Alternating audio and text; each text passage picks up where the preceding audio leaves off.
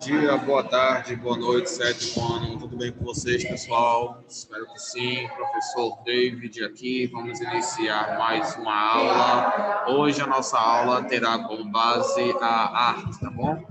Nossa última aula aí, na realidade, né? Nossa última aula do ano do primeiro semestre, 2021. Depois voltaremos após as férias, né? E nessa última aula nós vamos fazer aqui, claro, uma revisão de tudo, tudo não, né? Infelizmente a gente não pode, devido ao tempo, a gente não pode ver todos os movimentos que nós estudamos. Mas a gente pode ver aqui a maioria dos movimentos estudados nesses últimos meses aí do primeiro semestre, tá? Os mais importantes, os principais movimentos artísticos, que são aí o modernismo, né? A arte moderna, a estilogravura e também o cubismo. Foi um dos movimentos que nós estudamos aí, o cubismo, tá? A gente chegou a completá-lo semana passada, a gente completou esse movimento aí. É um movimento muito legal, muito interessante, e a gente vai rever algumas características. Hoje a nossa aula ela vai ser um pouco mais breve, porque como é uma revisão e são 3 movimentos artísticos, a gente vai focar apenas nas características de cada um desses movimentos artísticos. E também vamos fazer uma análise de cada uma das obras, tá bom? Que representa o cubismo, a arte moderna e a estilogravura. Tá? Então eu vou colocar nosso cabeçalho aqui e vamos iniciar fazendo uma revisão da arte moderna. Beleza?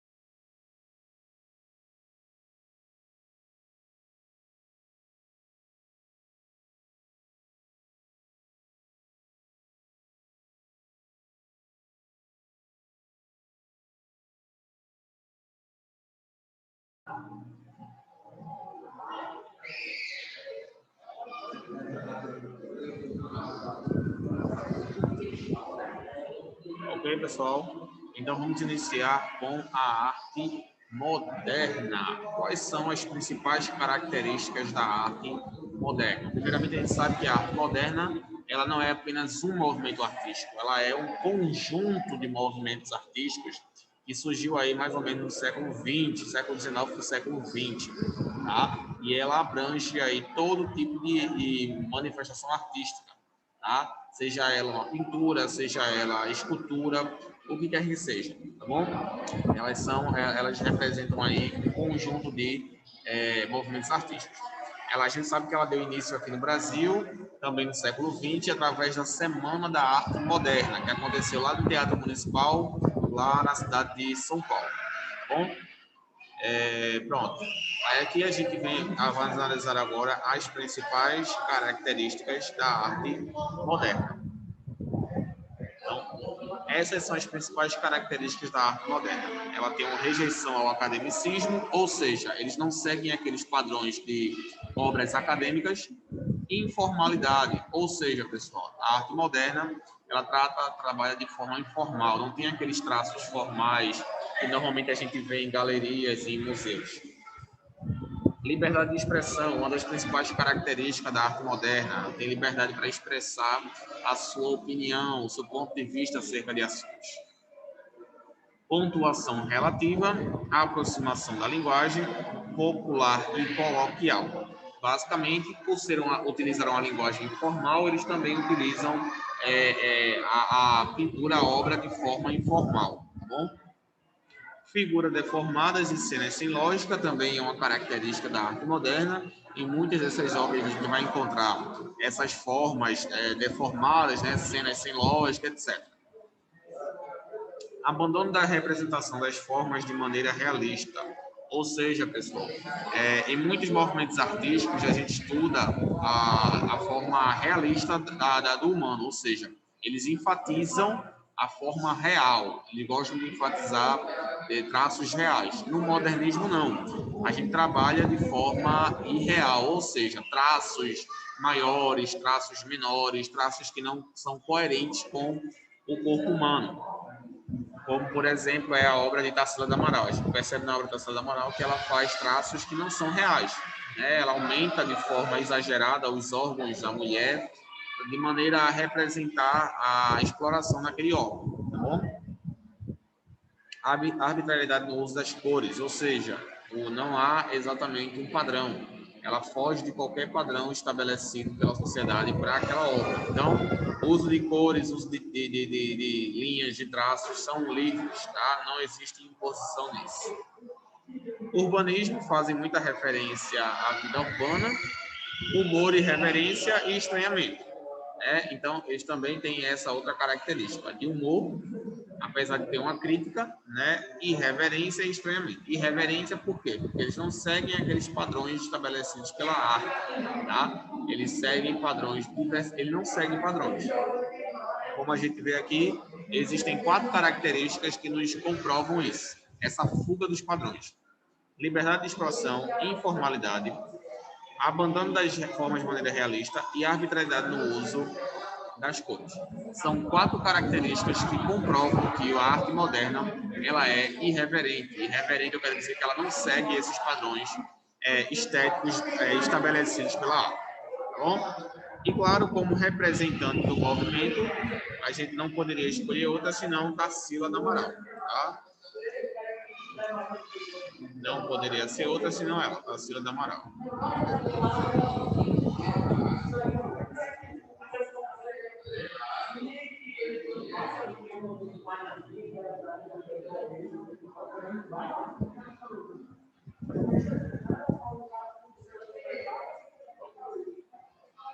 Não poderia ser outra senão Tarsila do Amaral. Tá? É quem representa a arte moderna.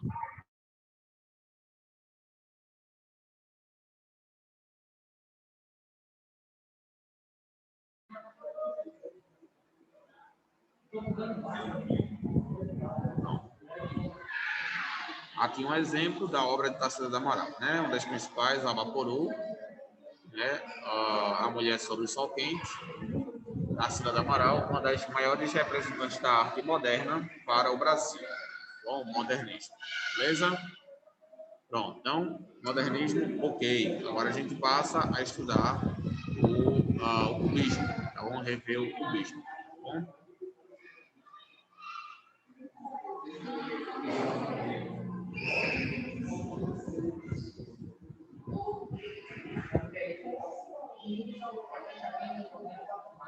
O próximo movimento é o cubismo. Arte cubista. Cubismo. Tá bom? É outro movimento artístico que nós vamos estudar.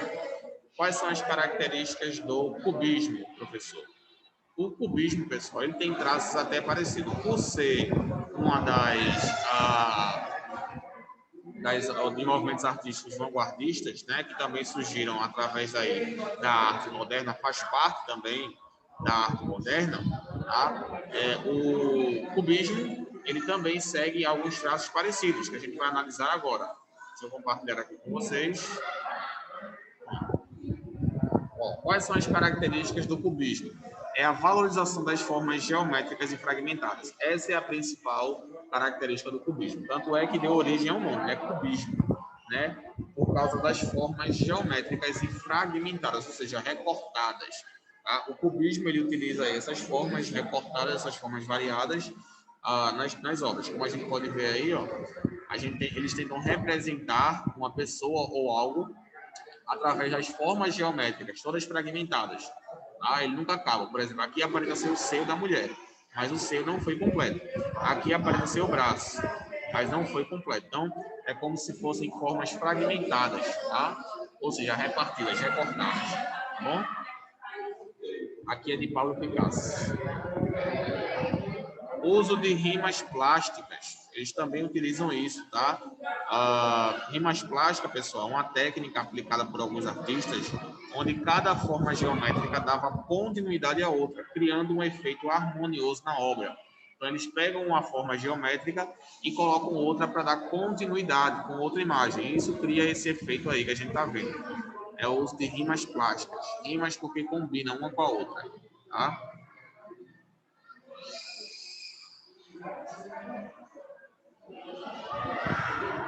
Outra característica é o uso da colagem como técnica de reconstrução da imagem. Então, eles também reconstroem as imagens utilizando colagens, tá? Como a gente vê aí, ele pega colagens de diferentes tipos de coisas e continuam a reconstrução da imagem, tá? Ó, diferentes colagens aqui, ó. E vão reconstruindo um outro tipo de imagem. É como se fosse uma pintura através da colagem.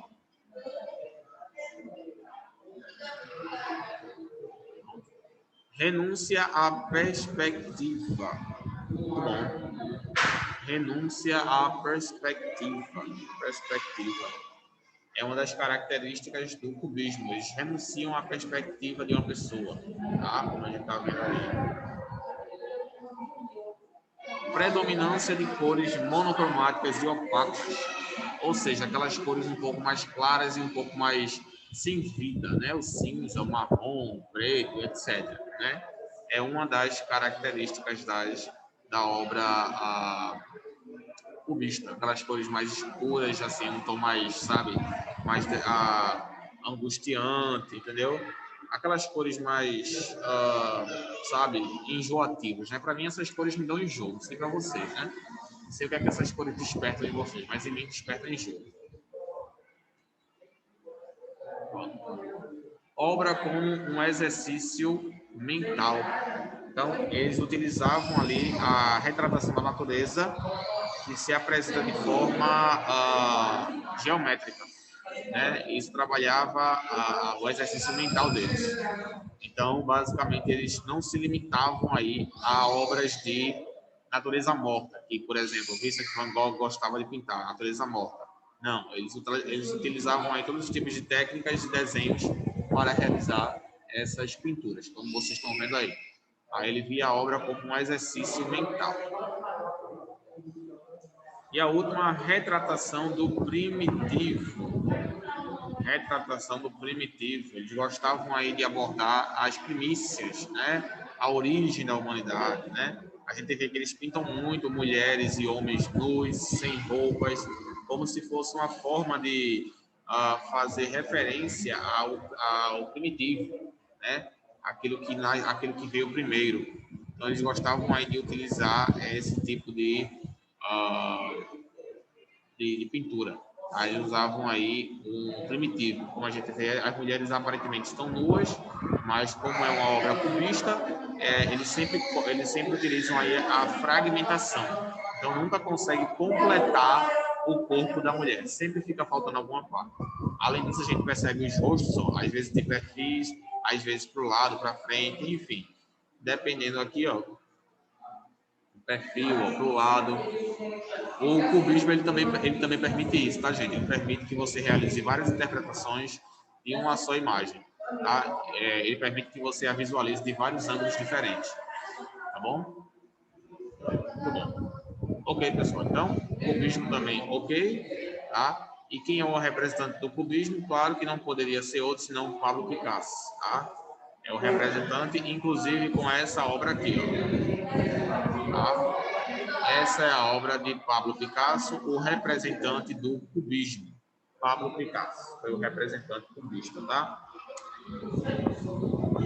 Cubista, representante.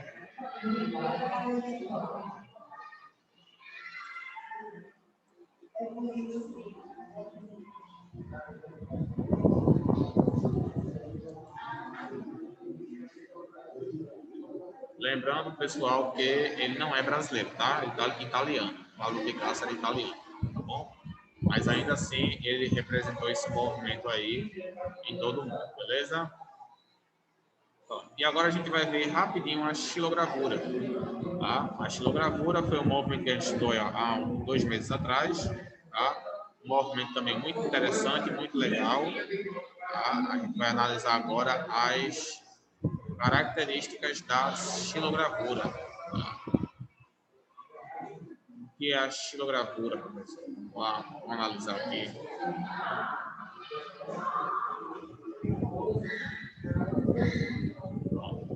Xilogravura.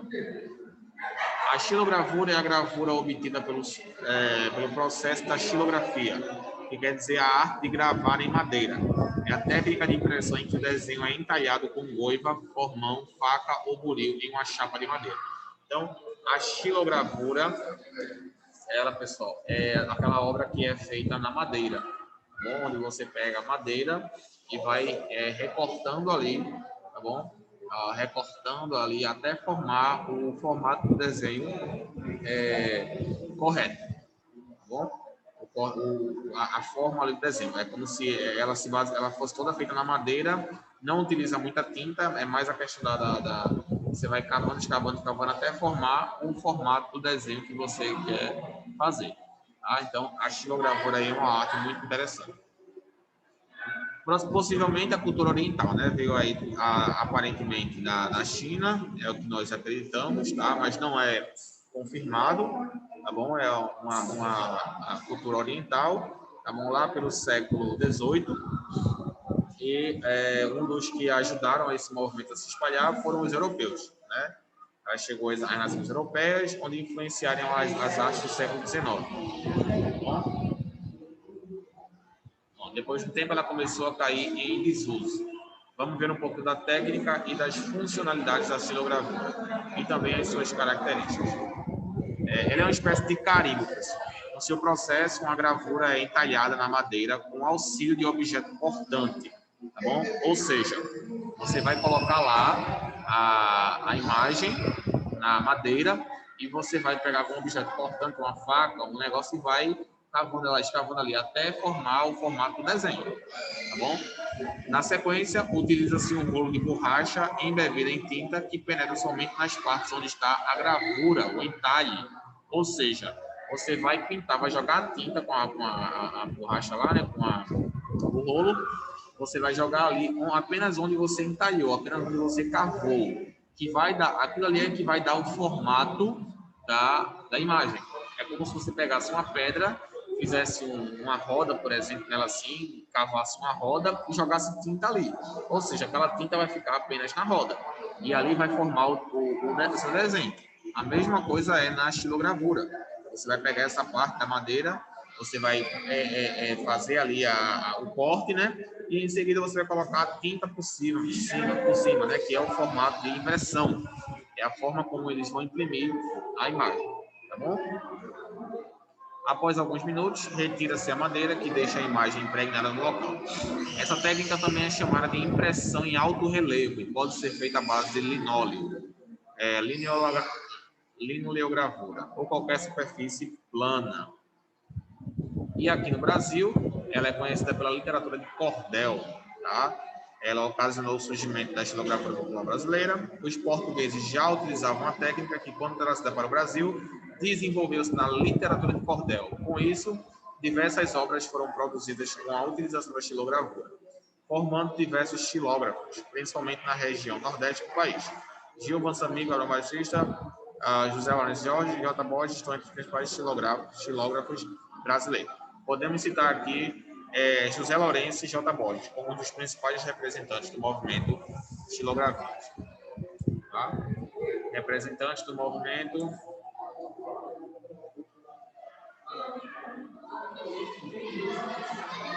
aqui no Brasil, tá, pessoal? Foi o José Lourenço e J. Borges.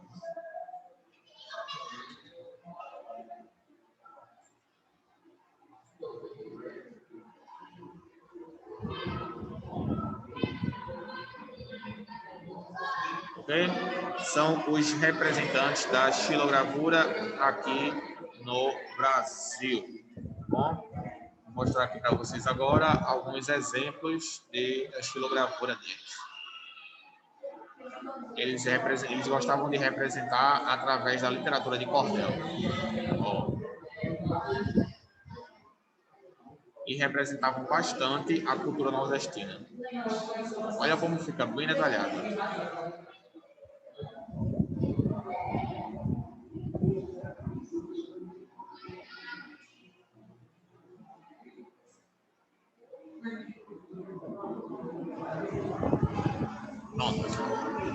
Ok? Muito bem. Então, finalizamos aqui a nossa revisão, tá bom? Desejo a vocês aí ótimas férias, beleza, pessoal? Fiquem com Deus, tenham uma ótima semana. Aproveitem esse período de férias de vocês, descansem, aproveitem para realizar as atividades, aproveitem para estudar, colocar os assuntos em dias, tá bom? Tudo aquilo que vocês precisam ver. Tá bom? Qualquer dúvida, estou à disposição de vocês no Clezé. Ainda até vocês entrarem de férias, ainda estaremos respondendo as dúvidas de vocês no Clezé. Tá bom, pessoal? Então, fiquem com Deus. Tenham uma ótima semana. Se tiverem qualquer dúvida, vão lá no Clezé o mais rápido possível para perguntar, tá? Até a próxima. Tchau.